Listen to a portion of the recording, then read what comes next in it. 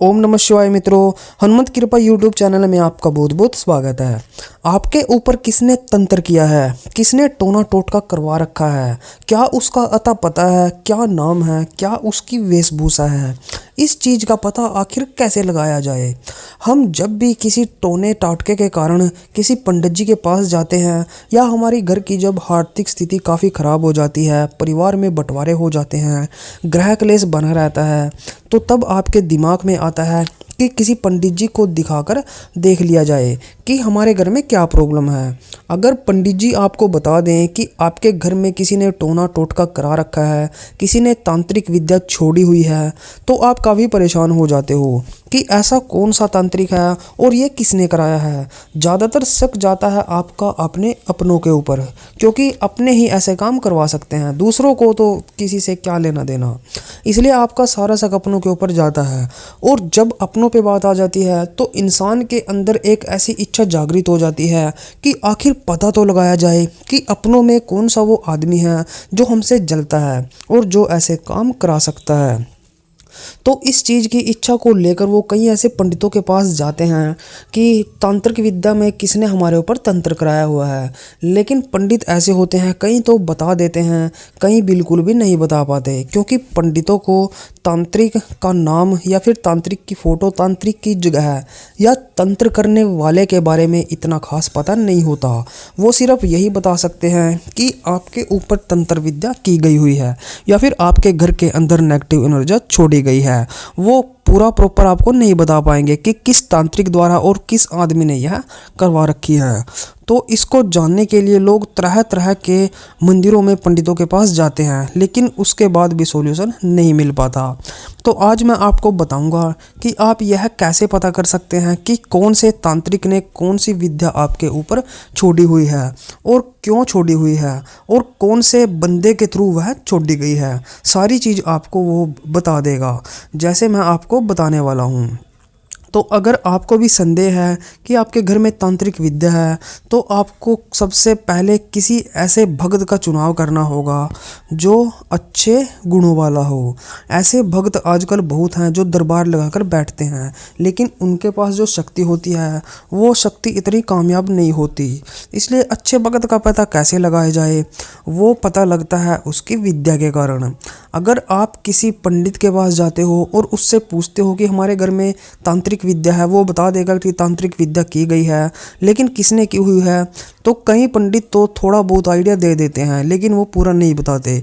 लेकिन अगर आप किसी भक्त के पास जाओगे, भक्त जो दरबार लगाते हैं या फिर जो पुच्छा देते हैं, अगर आप उनके पास जाओगे तो वो आपको पूरी डिटेल दे सकते हैं कि तंत्र विद्या किसने कराई है, क्यों करवाई है और किस कारण के लिए कराई हुई है।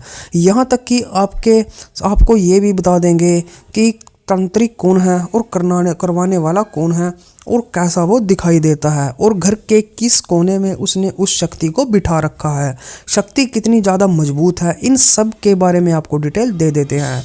लेकिन इसके लिए भक्त का चुनाव आपको करना होगा और वो भक्त ऐसा होना चाहिए जिसको ज्ञान हो। ज्ञान वाला भक्त ही ऐसी चीज़ों को बता सकता है। दरअसल ज्ञान वाले भक्त के पास कई ऐसी शक्तियाँ मौजूद होती हैं जो उन चीज़ों को बारे में उसको बता देती है। उनके जो है दिव्य दृष्टि खुली हुई होती है। और कहीं पुच्छा देने वाले या भक्त ऐसे भी होते हैं जो सिर्फ ढोंग करते हैं, आपसे पैसे ऐंठ लेंगे लेकिन आपको गलत पुलत बताकर आपको वहाँ से चलता कर देंगे। आपको कैसे भक्त का चुनाव करना है वो आपको देखना है। आप ऐसे भक्त का चुनाव करें जो अच्छा हो, लोगों से पूछकर लोगों के भ्रम में ना आए। अपने हिसाब से एक भगत का चुनाव करें और सबसे पहले आप उसी को बताएं कि हमें ऐसे ऐसे करके घर में प्रॉब्लम चल रही है। अगर उसने कहा कि हाँ आपके घर में नेगेटिव एनर्जी है, तो आप उससे रिक्वेस्ट कीजिए, उसके पैर पकड़िए कि कृपा करके हमें बताएं कि कौन से तांत्रिक ने हम पे क्रिया की हुई है, उसका क्या नाम है और क्या किस पर्पस से उसने यह तांत्रिक क्रिया हमारे घर में की हुई है, कौन सी शक्ति है।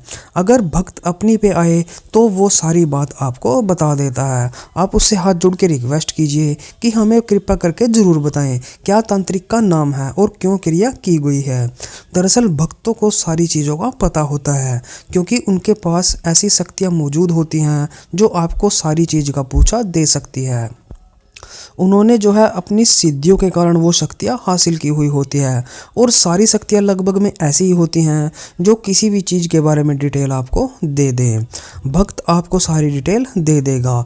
दरअसल ये जो पंडित होते हैं ये जानबूझकर कहीं तो डिटेल नहीं देते कि कहीं ये लड़ाई ना कर बैठे, और भी कई ऐसे कारण होते हैं कि जिनके कारण ये आपको पूछा देने में या फिर पूरी डिटेल देने में नाकाम रहते हैं। कईयों को पता नहीं होता और कईयों को पता होता भी है, लेकिन कोई विद्वान भक्त और विद्वान पंडित आपको आसानी के साथ बता सकता है कि क्यों तांत्रिक विद्या की गई है। अगर तांत्रिक विद्या सच में हो रखी है तो आपको उस बंदे के साथ लड़ने की ज़रूरत बिल्कुल भी नहीं है। अगर आपको बता भी दिया गया है कि फलाना फलाना बंदे ने आपके घर में की हुई है तो उससे बिल्कुल भी ना लड़ें और चुपचाप से उसी भगत से उस तांत्रिक विद्या का तोड़ निकलवा लें, क्योंकि अगर आप उसके साथ लड़ोगे या कोई ऐसी वैसी बहस करोगे तो दोस्तों उसका कोई फ़ायदा नहीं होने वाला है। आपने आम खाने हैं, गुठलियों से आपने क्या लेना है। आपका इलाज हुआ चाहिए। आप उस भगत से कहकर उसका ऐसा इलाज ऐसा प्रबंध करवा दें कि इन फ्यूचर में भविष्य में कभी भी वो बंदा किसी तांत्रिक के साथ मिलकर आपके घर में कोई भी ऐसी वैसी नकारात्मक शक्ति का प्रवेश ना करा सके। आपके तरक्की के रास्ते वो भगत आपके लिए खोल सकता है। इसलिए आप रिक्वेस्ट करके उससे अपनी जो है घर की सारी समस्याओं का इलाज करवा लें। भगत चाहे तो अपनी शक्ति को आपके घर में प्रवेश करा सकता है। दोस्तों जब भी हमारे घर में कोई नेगेटिव शक्ति मतलब नेगेटिव एनर्जी एंट्री करती है तो उसके पीछे मेन कारण यही होता है कि हमारे पितरों का कमज़ोर हो जाना, हमारी कुल देवता या कुल देवी का कमज़ोर हो जाना। अब ये आपके ऊपर निर्भर करता है कि आपने किस तरह से अपने पितरों को पूजा है, किस तरह से आपने अपनी कुल देवी को पक्का कर रखा है। अगर ये दोनों चीज़ें खराब रहेंगी तो आपके घर में कोई भी नेगेटिव एनर्जी होगी वो आसानी से प्रवेश कर सकती है। लेकिन अगर ये दो चीज़ें मजबूत हैं, आपकी कुल देवी मजबूत हैं, आपके पितर मजबूत हैं, तो कोई भी जो तांत्रिक क्रिया करता है तो उसको अपनी शक्ति भेजने के लिए कड़ी समस्याओं का सामना करना पड़ता है। पहले तो वो आपके पितरों को बांधेगा। अगर आपके घर में पितर नॉर्मल है, कोई ऊत पितर नहीं है, अगर ऊत पितर आपके घर में है तो सबसे पहले वो उस ऊत पितर को बांधता है, क्योंकि ऊत पितर सबसे शक्तिशाली पितर माना जाता है और वो तांत्रिक के काम में 100% अड़चन देता है। इसलिए सबसे पहले वो आपके घर के ऊत पितर को बांधता है। अगर आपने अपने पितरों को मजबूत ही नहीं किया है तो पितर बंध जाएंगे, और पितर बंध जाने के बाद आपके ऊपर कोई भी नकारात्मक शक्ति आपके घर पे, आपके काम पे, आपके कारोबार पे, कहीं पे भी वो तांत्रिक बेच सकता है। इसके लिए तांत्रिक को आपकी डिटेल चाहिए होती है। आपका नाम, जगह का नाम, पिता का नाम, यहाँ तक कि दादा का नाम भी पता होता है, और ये सभी जो डिटेल है ये वही बंदा उसको दे सकता है जिसको आपके बारे में पूरी तरह से नॉलेज हो। इसलिए ध्यान रहे, सिर्फ अपना इलाज कराएं, फालतू के चक्करों में ना पड़े।